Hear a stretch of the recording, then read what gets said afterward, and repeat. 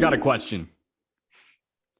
Yeah. Why do we sign up for this sport? Like, why did we have to choose baseball out of all of them? Like, Formula One races are over in 90 minutes. Why did we have to choose the sport that, at least, if you are the best team in the world, at least, I'm talking tough losses, I'm talking weird free agent signings, I'm talking DFAing a certain player that you've loved 50 times in a calendar year, your favorite team will rip your heart out, throw it on the floor, and push it around with their shoe. And then you come back clamoring for more baseball the next day. Like, baseball is just that sport, right? And that's from the fan side too. I never asked myself that question as much from that perspective until now when we have to record at midnight, which this is early for us right now. This is an early recording. Right. When I used to play, man, you strike out twice and you're just walking back to the dugout the second time. And it's like, why the hell am I doing this? Like, this blows. I go 1 for 3. I'm still pissed, but overall, like, I'm supposed to be happy with a 333 batting average. But all I can think about is the long time between the strikeout. I go out to the field. I sit there like, God, I suck. I struck out on that pitch. I shouldn't have struck out. And that's all you're thinking about for like 45 minutes until you get up again. It's a terrible sport, but it's a lot of fun at the same time. And we had some damn ball games today. We had some ball games. It was a weird day of baseball. It was an awesome day of baseball yesterday. And this is coming out here on Wednesday, October 20th. This is the Just Baseball Show. Jack McMullen with Aram Layton. Pete's got the night off. He's putting his feet up. I'm sure he's asleep by now. Oh, he's well into his REM cycle. And he's just going to watch the condensed game tomorrow. And you can fast forward to probably the 7-minute mark to see Nathan Eovaldi come in, and then the wheels fall right off. Let's start with the ALCS. The Astros are pummeling the Red Sox right now. We started recording before the game was even over, before the top of the ninth was even over. We've got one out in the bottom of the ninth. It's 9-2 Houston with Ryan Presley on. He just struck out Travis Shaw. He just struck out Kyle Schwarber. So now he's seeing Kike Hernandez, who, oh my God, is 0 for 4 coming in. 4. What is that? He's human. He's still hitting 471 though. Dude, I mean, this game had everything you wanted. It had early fireworks. It had unsung heroes bridging the gap. Christian Javier was amazing. And then you get to the 9th inning and you get that bad managerial decision that you need in a postseason baseball game. When I say everything you want, bad managing is something that I want in a postseason game. Oh. And you just extended Nathan Eovaldi by a day, bringing him out there in a tie game where the game could have gone either way, and the wheels fall off the bus for the Red Sox in the 9th inning. 7-run frame for Houston. You sent me a text. I've got the receipts. Because hindsight's 2020. 100%. And that's something that I'm so glad that we text during these games, because you can hold me accountable and vice versa. Right. Because if I just come in and say, terrible decision, blah, blah, blah, blah, blah, like, of course you can say that when it went wrong. But yeah, I don't even remember what I said, honestly. Yeah, I'll pull it up right now. Let's just say you and I texted each other verbatim, the same exact thing before the Bellinger home run. Yeah, which I'm excited to get to. Yeah, I'm very excited to get to that. But here's what you said to me. You said, let's see. I hate this move. I said, I don't know how to feel about it. You said, rather have him fresh for a presumptive game 6. Even if he threw a 3-pitch inning, you could still lose. And then after the bases clearing double, you said, horrid. All right. Yeah. And this is the thing for me, is if you're winning that ball game, I'm in.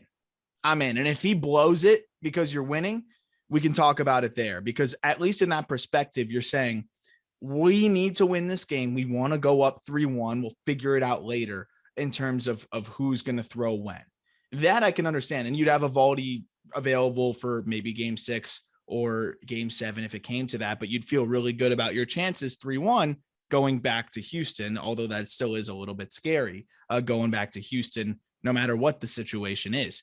I think when you're tied there, Eovaldi could have had the best inning of all time and you still lose. So now you have Eovaldi used, you lose, even though he did his job. And now, like we saw with Max Scherzer, who did the similar thing, and then came out and pitched, and he was gassed in the fifth. He said it himself. I was gassed in the fifth. And I know he's 37, but Eovaldi's not 24, and he is a high effort guy. And those were high stress pitches. You could just say, oh, it was just 25 pitches. No 25 pitches are the same. This isn't just a regular season 25 pitches. This was high effort, high stress, big time pitches. You could tell by the grunts that you could hear from your living room couch. Like, those were amped up pitches from Eovaldi. And I promise he felt like he threw 50 after throwing 25 there. The fact that it went wrong only reinforces it, but that's your best pitcher by far. By far right now. Obviously, Chris Sale at 100% is your best pitcher. He's not. That's your ace. And I just don't think you're in a spot where you have to do that right now. Alex Cora has managed phenomenally throughout the entire postseason. And you know what? You can't be perfect, but that's the kind of series altering move that could open the door for the Astros, because that's the one guy I'm afraid of in the Red Sox rotation right now. That's it. That's the only guy I'm really worried about. And maybe Pivetta, but that's about it. Maybe Eduardo Rodriguez. Nah, he finds a way to always mess it up. He does. Here's the thing. And Ethan Badowski is one of the writers for Just Baseball. He tweeted this: 24 pitches from Nate Eovaldi pushes him back at least a day. I love analytics as much as anybody, but I am so fed up with how managers are using their bullpens. It's totally out of control. I agree. Everybody seems to reinvent the wheel in the postseason, and I understand that the wheel needs tinkering, right? If it's, an octagonal wheel where it's choppy during the regular season, you want to round that thing out. You want to buff out the corners here. But everybody's trying to create this bullpen monster that doesn't have to be there. The 2019 Nats, Daniel Hudson finished off the World Series. Who did they have? They had Steven Strasburg, who was the World Series MVP. They had Max Scherzer. They had a good Patrick Corbin. Like, starting pitching got them there. So if you are tied in the series 2-2 and you send Eovaldi out for a winner go home game 6 or a clinching game 6 in Houston, I mean, you feel so much better about that situation, but now you probably have to hold him until game 7, because if you run him out there in game 6, he's going to be tired and he's going to hit the same wall that Max Scherzer hit in the 5th inning. And that's not good for Alex Cora. So I understand that these guys are thinking way deeper than we are, right? They're thinking about the repercussions weeks down the road. I mean, next week, if they get to the World Series, every little aspect of what could happen in the postseason is taken into account. But in the heat of the game, it's a lot easier for us with cool heads to say that was the wrong decision. But I think even in that heat of the moment, if I'm in Alex Cora's cleats, I'm saying, listen, that's the wrong decision. Alex Cora's cleats. Does he wear cleats or does he wear like turf shoes? I think he wears turf shoes, but that also brings up the topic that I think it's ridiculous that managers wear full uniforms. I agree. Like, I had a couple friends that aren't big baseball guys, and they were like just in a clowning baseball mode. Number one clowning baseball is that there's a hill in center field in Houston, which I told them has now been removed. But they're like, you could just put obstacles in the field of play. And removing myself for a second, I was like, yeah, that is actually insanely ridiculous. And then the second thing that they used was the managers wear the full uniform. Imagine Eric Spoelstra on the sideline, just in a jersey and everything. Like, sorry, I had to go off on that for a second. But when it goes back to the managerial decision here and the bullpen situation as a whole, this has become a topic now through the postseason. I know Scott Boras, didn't wait too long to come and comment on it, and he called it a black eye on baseball, the way that they're handling the bullpen situations. I think that's a bit dramatic. But I will say that I think we're seeing the difference here.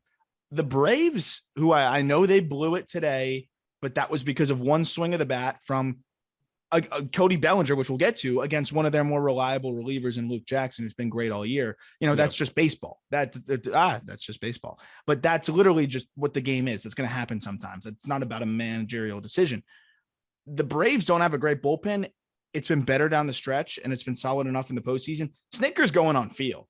I mean, I'm sure they've got their numbers that give them a baseline, but Snitker's going on feel, and he's been managing that bullpen more traditionally.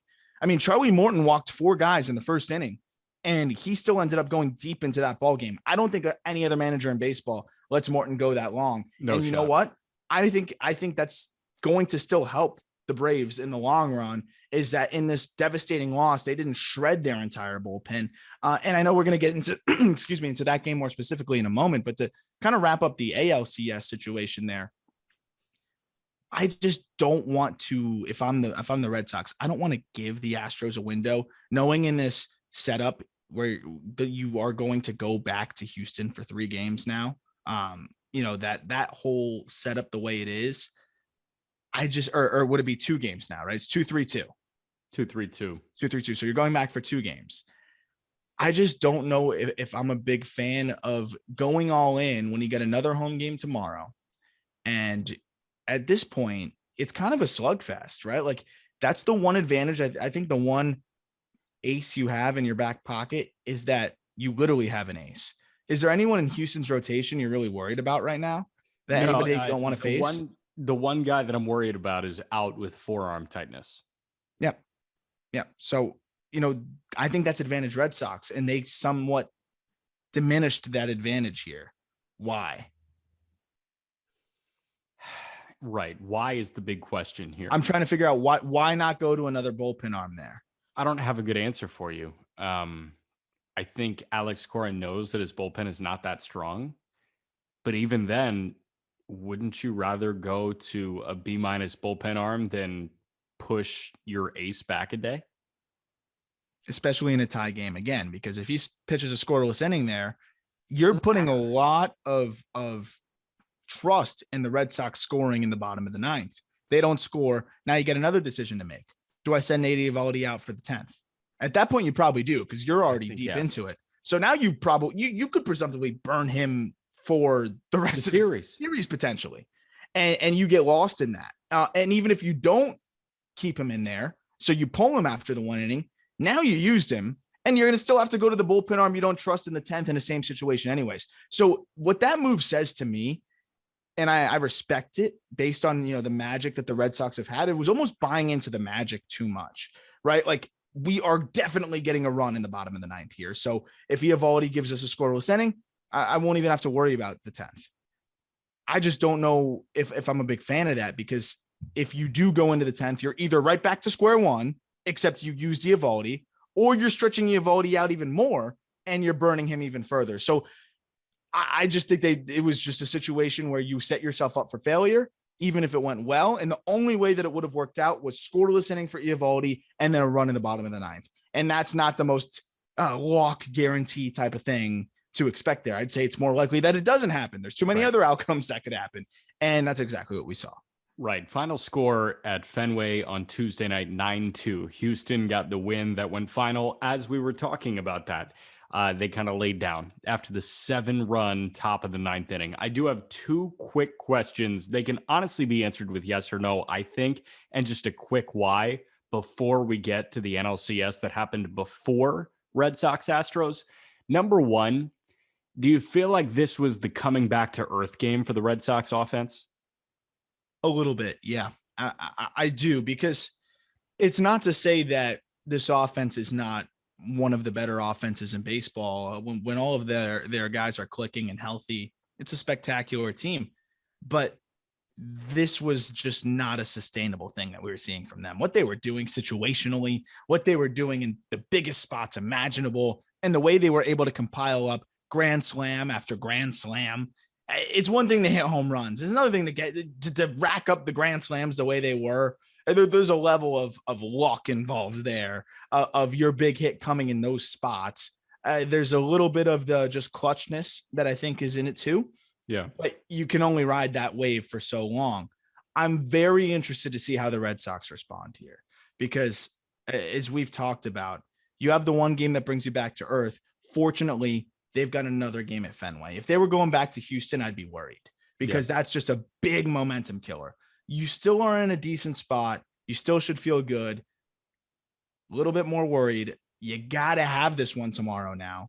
And I would argue that it might have made more sense to go Eovaldi tomorrow and then just save him for game 7 if you're going to have this approach. So it's one of those situations where if they came back down to earth, they're in trouble.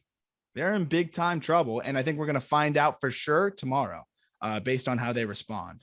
This isn't a yes or no question, but who's your series winner right now? We're tied 2-2. I'll give you mine and my reasoning, but I want to hear you first.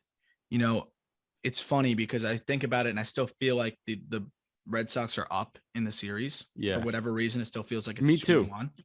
It really does. And that does have a level of value to it, because I think the reason that we feel that is because of how clutch the Red Sox have been and what they've done at home. But I am also not going to underestimate what the Astros can do at home as well. They can do the same thing. There's some magic and some man-made magic there, but that we know that's not a component anymore. So we know that there is a level of just magic that they are able to generate there too. Obviously, I'd like to wait till tomorrow to make my answer there. I think it's anybody's series, but gun to my head, after that Eovaldi decision and where that may leave him and where that leaves this team, and they also used Whitlock for 2 innings today, so I'd assume he's most likely unavailable tomorrow. I'm leaning Astros at this point. They got through the Greinke game.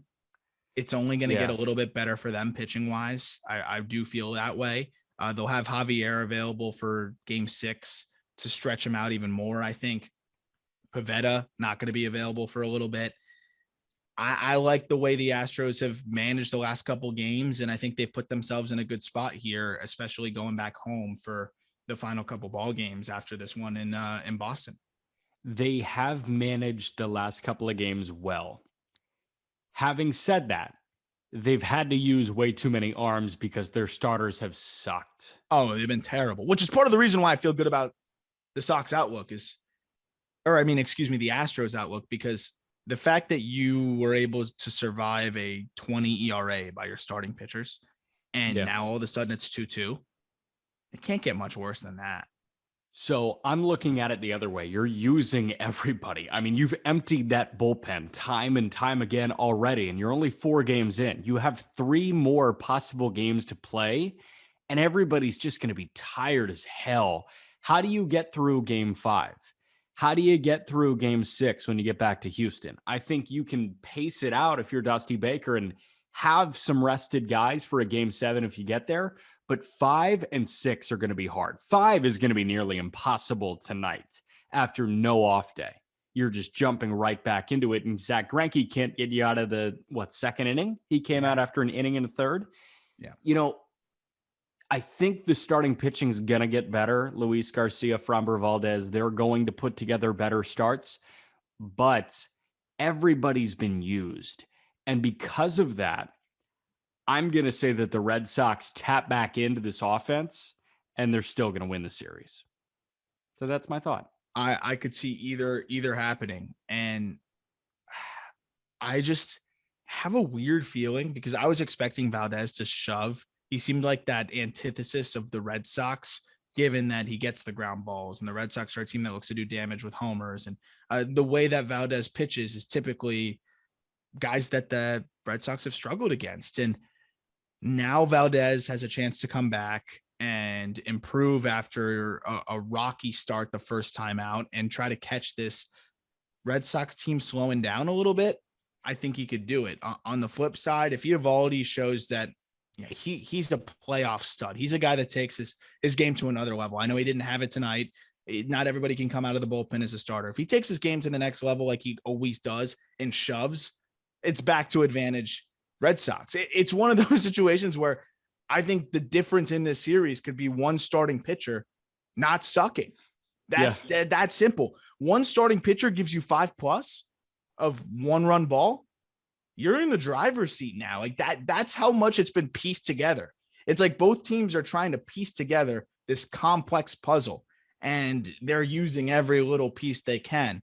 And if you could just get one big piece that just eats up a good portion of that puzzle, then you have a huge advantage. And I think Valdez could be that guy. I think Eovaldi could be that guy. Mm-hmm. And it's going to be interesting to see which one of the two steps up. Unfortunately, the Red Sox hurt their chances in the Evaldi category, but he could easily, overcome that. We're about to get to NLCS Game 3. That was the Dodgers taking their first against the Atlanta Braves. Braves are still up 2-1 in the series. But first, we've got a good collab going with Pillbox Batco, the Just Baseball shirt. I know you have one. It's comfy as hell. Peter told the story of Will Cohen wearing it Friday, Saturday, and Sunday. That's kind of gross. You should wash your shirts. He's a video editor. He doesn't need to be clean. Right. Apparently it's just a damn comfy shirt. What's your review? It's comfy. I don't wear it 3 days in a row, but I am eager to wash it, to wear it again. I really, it was one of those shirts that I saw the design when I sent it. I was like, oh, that looks cool. That looks cool. And then I put it on, and I told you this. I was like, I went in the bathroom, looked in the mirror, and it wasn't one of those like, oh, I look good today. Because that doesn't usually happen too much for me, right. Unless the facial hair is like really on point. The stubble is just looking real strong. But I looked at the shirt and I was like, this thing's awesome. Yeah. And it really grew. I mean, we had a lot of people in the DMs, saying that they liked it and that they loved the design. So, I mean, Pillbox, it was cool to have somebody else with a take on our logo and our signage and have a different spin on it, because we only know what we know. So I thought they did an awesome job. They killed it. And it's been cool to have merchandise and see people having a level of interest in, what we're creating here. I think is pretty darn special. And it feels surreal that one person buys a shirt. I'm like, you want a shirt of our company? That's so cool. Like it makes me feel like warm inside every time. Just Baseball and Pillbox Batco's collab, the Just Baseball shirt, good price, holiday season coming up. Go get it. In our episode description, the link to get the shirt is in there. So go down there. It's late. It's 11:24 my time. It's 12:24. Must be nice. It's really nice. Time is so fake. Time is fake, dude. It doesn't make sense. Arizona just decides they don't want to play by the rules. I remember I had an interview with a prospect that was out in Arizona, and I'm like, oh, okay, they're on West Coast time. And then I get the notification, this person's in your Zoom room or whatever. And I'm like, I was 10 minutes away from my house. I'm like, oh my God.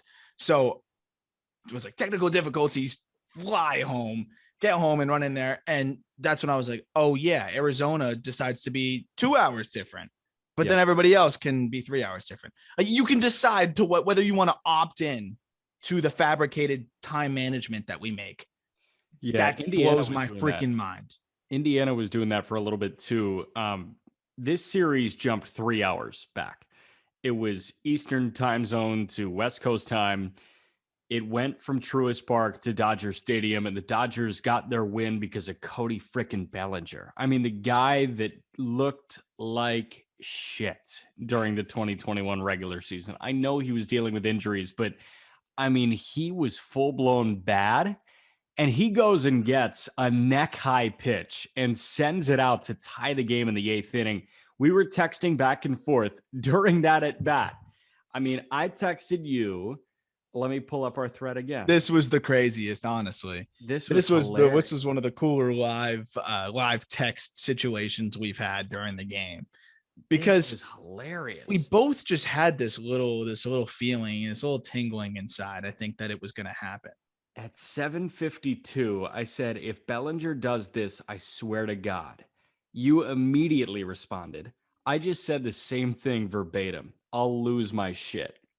At 7:54, he goes yard. Yep. And you say, I have chills.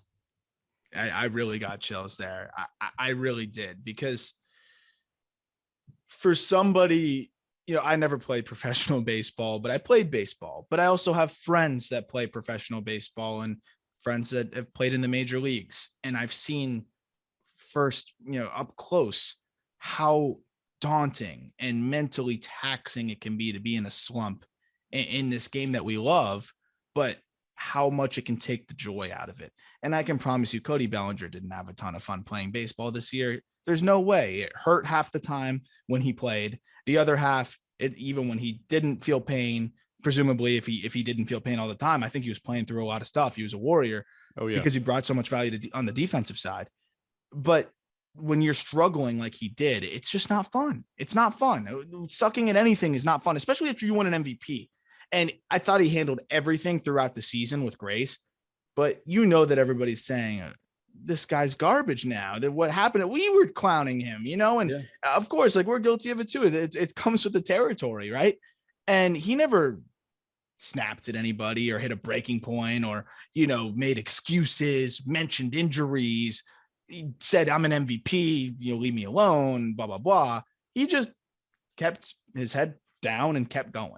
And what really amazed me is how he was able to turn the page. I assume that health was a part of it, but to hit 160, have one of the worst seasons we've ever seen from a guy that won an MVP 2 years ago and is still in his prime, maybe not even reaching his prime yet. He's so young. To turn the page the way he did and just go into this postseason like it was a fresh year, like it was a fresh season and it was something totally new. I have so much respect for Cody Bellinger and his maturity and his professionalism and just, I think, the way he carries himself. You just don't do that. I don't know how many players are able to come up big in that spot after everybody doubted them for the duration of the year. People were saying, leave him off the postseason roster. Yeah. Like that was a legitimate conversation. I don't think it had much legs, but like that was something that people were saying that wasn't even getting scoffed at. Yeah. He's been one of the biggest guys for them. And I'm excited to get your thoughts on it because, we break down the at bat. He missed that pitch right before, and he was caught in between. I was worried. It was like he missed on a curveball, under a curveball, and then he was late on a fastball. And I'm like, oh, he's in between the two pitches. He's doomed. And he said, you know what? I'm going to commit to one pitch here. Hope he throws it. And if he does, I'm not missing it. And he decided that he thought the fastball was coming. He committed to it. And it was a fastball that couldn't have been in a much better place, especially for him. It was a perfect spot. It was a perfect spot. Lauren Shahadi, I know you love the work she does. I love the work she does. The post-game interview with Bellinger and Mookie Betts. The first question she asked Cody was, what did the opportunity of this postseason give you? And he said, a fresh start. There you go.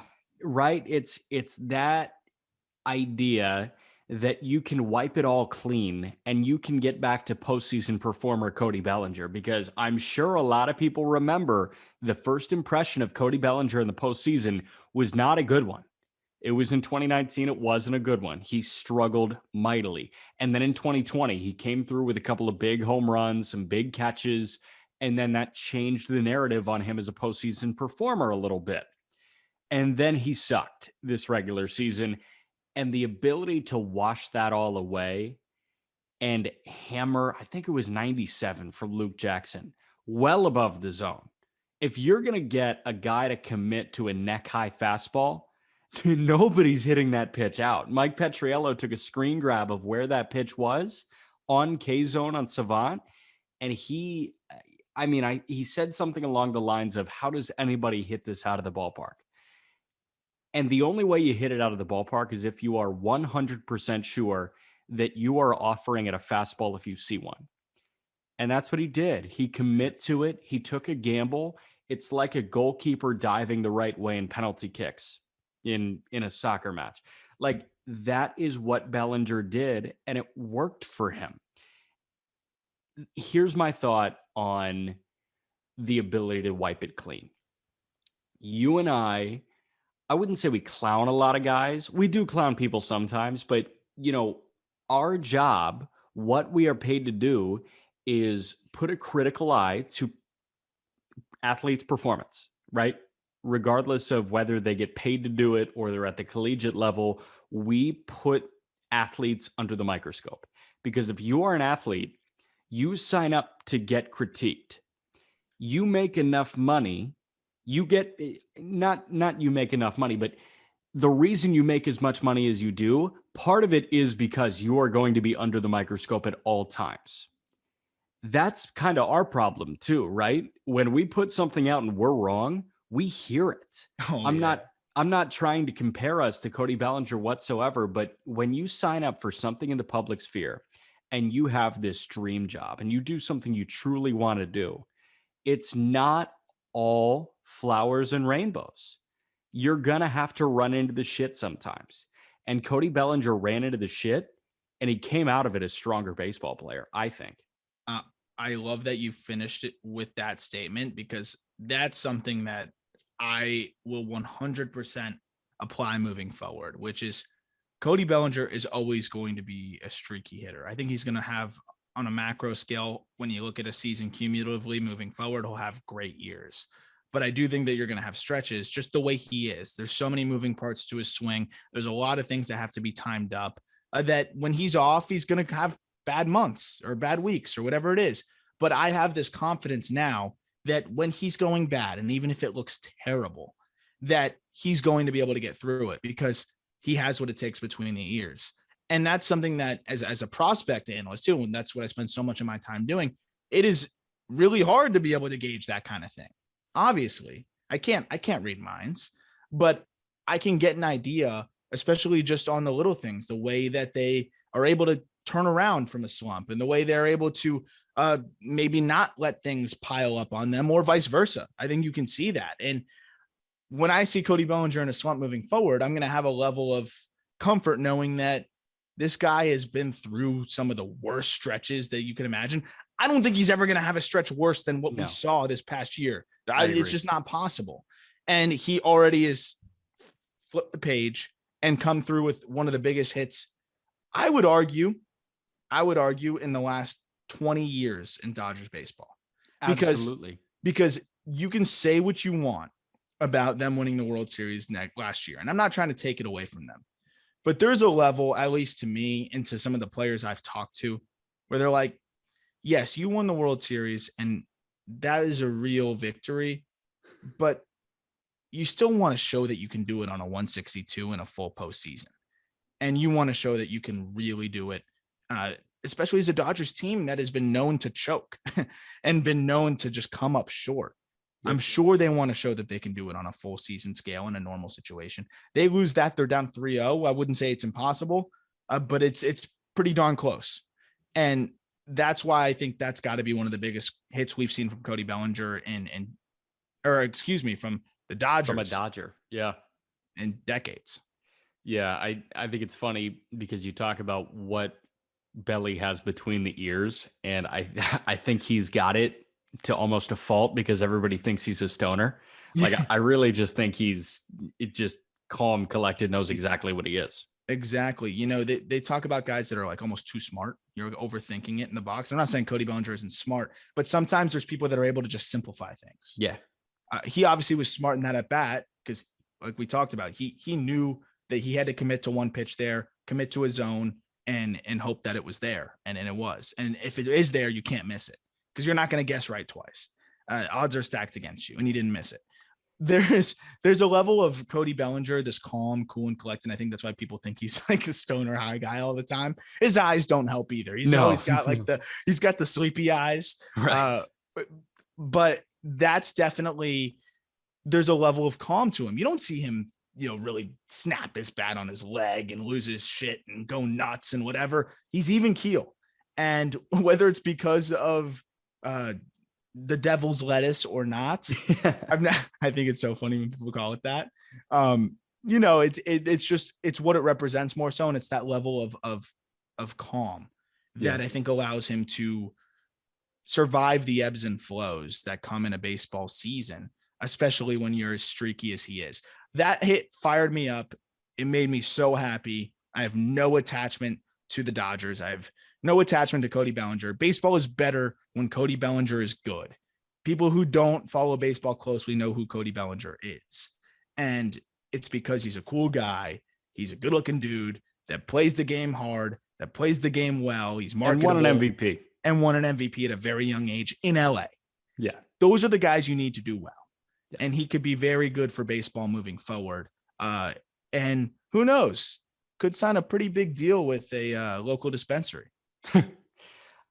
We promised people snack size podcast, so we only have a couple more minutes here, but I want to wrap up with this thought about the Dodger bullpen. They ran 9 guys out there.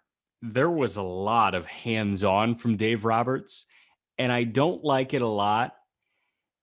I don't want to talk about that because we're going to talk about that. I know when they lose the next game, it's going to be on Dave Roberts, or when they win the next game, it's going to be Dave Roberts using 8 pitchers or not using 8 pitchers. And then that's the story. So I don't think we need to spend any time on the Dave Roberts managerial approach because everybody's doing it already. And I think it's the Dodgers managerial approach. Yeah. I think it's coming from the top. Yeah, you think I it's like think an it's the Andrew Friedman same with thing? the Rays. People talk Kevin Cash. It's not. I don't think it's Kevin Cash. Interesting. I think a lot of it comes from the top. Interesting. Gabe Kappler. How much autonomy does Gabe Kappler have? This was a guy that was booed out of Philadelphia, right, for his managerial decisions, where I think he had a lot of autonomy. And I'm not saying that Gabe Kappler didn't do a great job managing his team, because that transcends bullpen management. Gabe Kappler is a player's manager, and he is, I think, a much better fit in San Fran. Clearly, there's a reason why a well-run organization like the Giants opted to hire him. I'm not saying he's a bad manager, but to go from fired to manager of the year that quickly, I wonder how much is out of his control, and how much. I've talked to people that close to baseball really feel like Kevin Cash has zero autonomy, which I don't think surprises anybody in the slightest. I really don't think it does. I feel like the Dodgers are quite similar in that regard, as we know they're run somewhat similar. Wouldn't surprise me with the Giants. And I feel like there's a limited amount of autonomy in some of these, managerial situations. I think Cora oftentimes is making his own field decisions. I know Brian Snitker and his old school ass is doing that. And so you can kind of tell. It's almost something that it's palpable almost. I don't like to be too speculatory, but that's something that you can almost just feel it, because you could tell the traditional decisions versus what seems more analytically geared and scripted. A lot of it seems scripted. These Dodgers games are so scripted. It's crazy. Like, they're trying to avoid, they almost want it to go at bat the way they think it's going to go before. They're planning their pinch hitters. They're planning when they're going to bring what pitchers in, and how that can be followed by which pinch hitters they don't mind burning, that don't have to go in the field. Like, that's all stuff you should think about, but they script that out way in advance. Yeah. They have a movie script that they're hoping that it will abide by. And if it doesn't, then you're in a little bit of a tough spot and you're going haphazardly. And that's where things get tough. Yeah. I think you got to do a little bit of both. You got to do a little bit of both. And I wanted to just say one last thing here. I pulled up a quote from Max Scherzer, and just kind of to wrap up the Eovaldi thing. This is what Scherzer said about being tired in the last outing. They build our bodies to be able to do this, to be able to pitch 3 days in a row, or 4 or 5, or however many they do that. I think that's in regards to a reliever. I get how they can do that. You build your arm to be able to do that. He said that a lot. But they're just not built to throw more than 20 or 30 pitches in any given day, which we know. That's why relievers don't really do that. My arm's not built to pitch every single day. I'm built to throw hundreds of pitches anytime I get in the game. But anytime I do get in, my arm's going to be sore no matter how many pitches I throw, because that's what I'm used to. I think it's a very similar thing with Eovaldi, and that's what makes me very nervous. That's a fair point. Different builds for these guys. I think anytime you throw, as those guys, it's all they know is just effort. Their body only knows, when I throw, I'm going to get 5 days off after that and recover.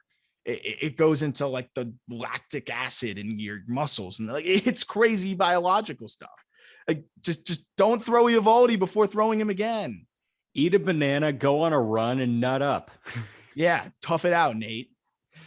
Man. All right. He's Aram Layton. I'm Jack McMullen, just baseball show. Any link you need, Twitter, Instagram, TikTok, YouTube, Discord, the shirt, anything you need, it's in the bio. Good night. Thank you, everybody. Oh, Peter's gonna be so mad.